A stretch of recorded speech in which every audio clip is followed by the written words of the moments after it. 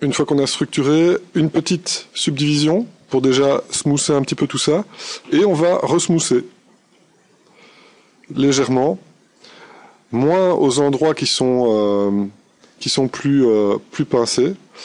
Et là donc on obtient des plis qui sont structurés, mais qui sont intégrés. Ok. Et grâce à leur structure, eh bien, les volumes se lisent beaucoup mieux. Et on peut réinsister sur les endroits où l'on veut vraiment que ce soit bien creusé, bien net.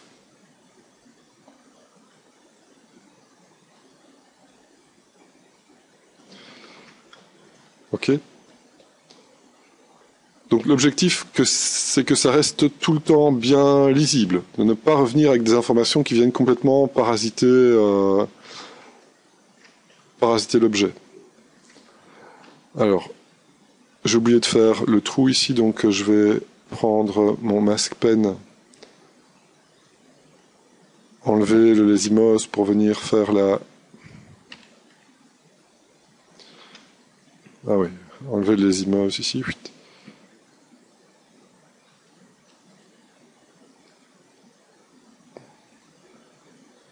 Bon, j'aurais dû faire ça au moment où je faisais le base mesh, hein, parce que là, ça veut dire qu'il faut que je revienne en Dynamesh, mais c'est pas un souci vu que tout est déjà clean sur la partie du dessous.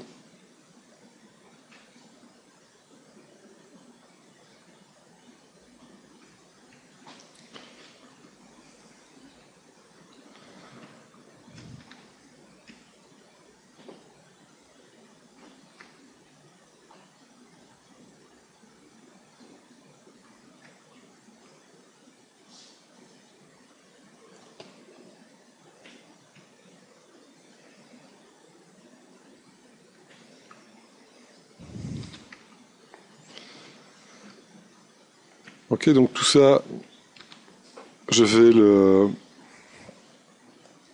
l'anéantir.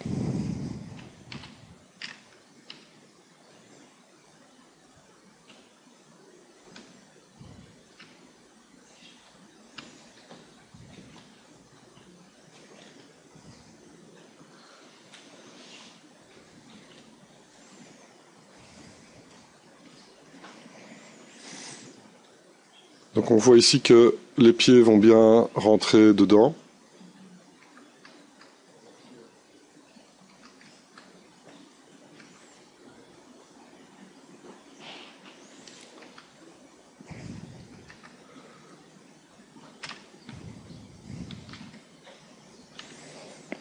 Et pour le low poly, je vais cleaner un petit peu cette partie-là.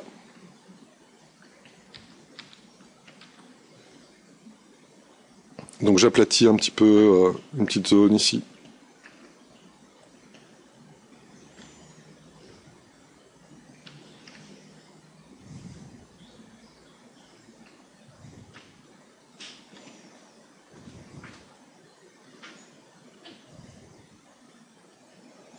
Donc oui, c'est bien d'avoir un petit creux au niveau du dessus de la botte. Pas besoin de faire quelque chose de trop profond non plus.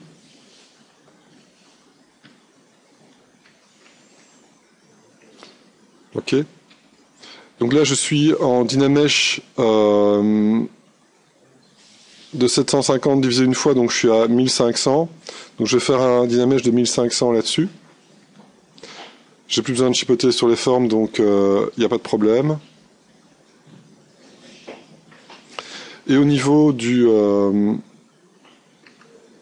pour cleaner les bordures ici, eh bien je peux cacher la moitié de l'objet avec un lasso.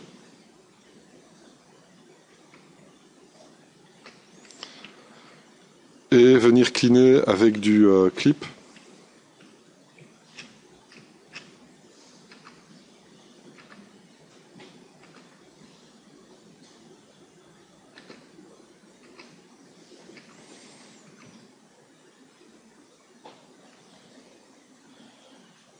Puis intervertir et faire la même chose de l'autre côté. Alors pour ça, je vais cacher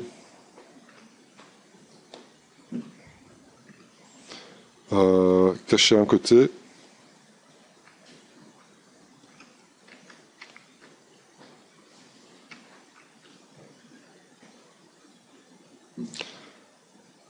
Pour faire le clipping de l'autre côté.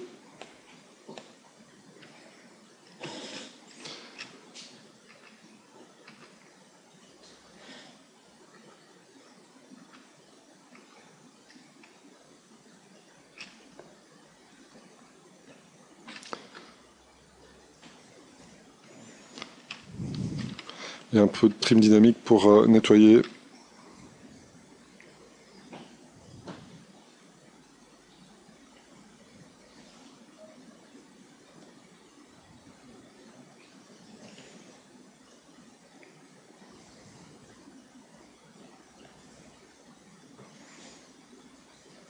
Recalculer un dynamèche pour être sûr qu'il n'y ait pas de problème. Là, il me dit qu'il y a une partie qui est cachée.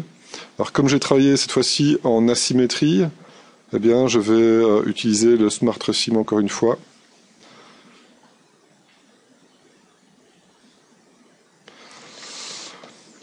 Donc ici, je réaffiche tout,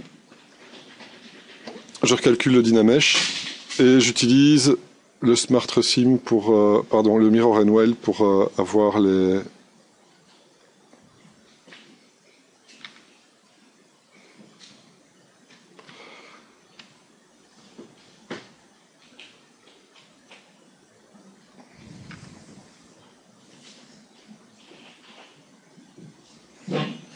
un petit coup de smooth pour nettoyer tout ça. Ok.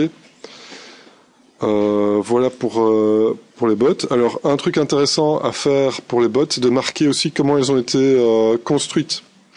Par exemple,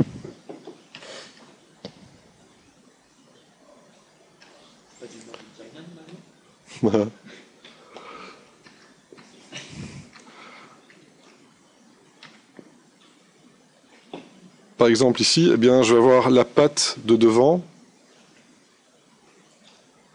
qui va ressortir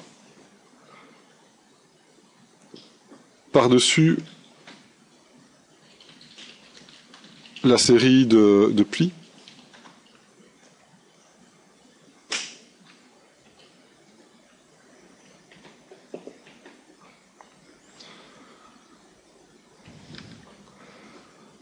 Ok, donc je peux masquer cette partie-là.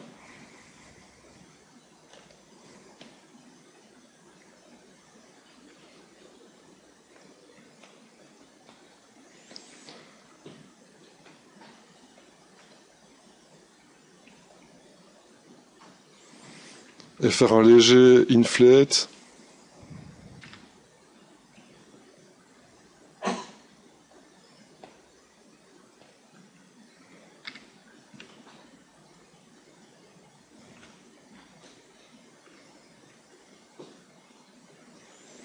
Faire un léger inflate, mais alors avec ma brush inflate. Pour faire un léger bump.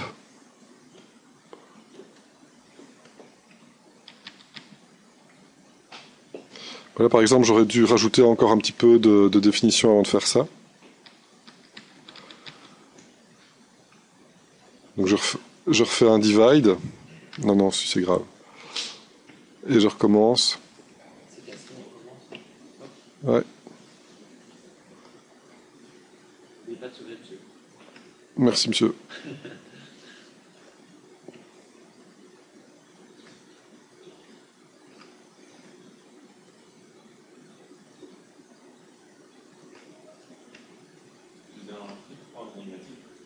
Avec Alt, hein.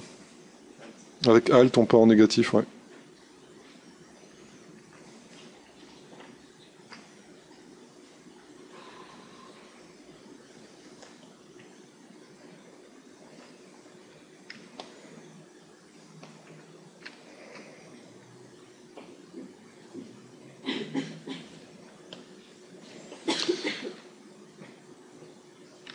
Ouais, donc brush inflate pour faire un léger embossement pour les différentes sections de cuir de la botte. Après, avec du dame standard, on peut nettoyer ça encore un petit peu.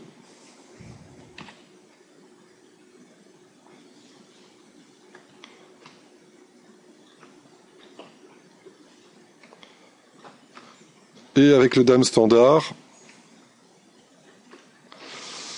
on peut aussi faire les autres coutures.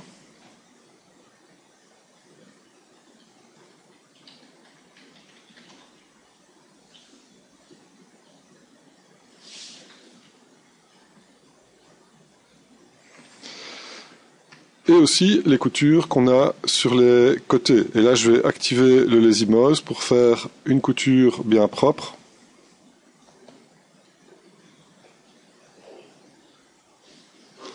Et donc pour ça, je vous conseille vraiment de détacher la semelle.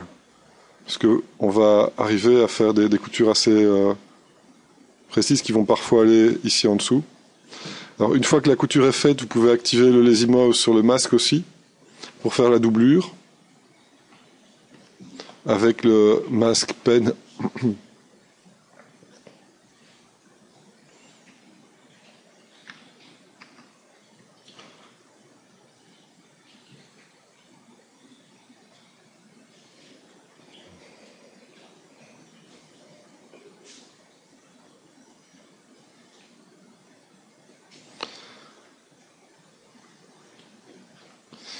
Et là, on peut faire un léger inflate, mais cette fois-ci de manière globale.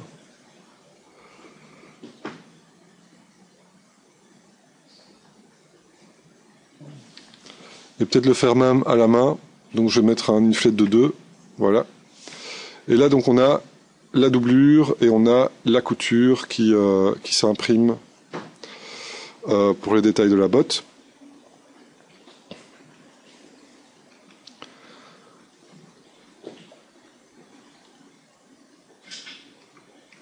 Ok, donc ça je vais sauver.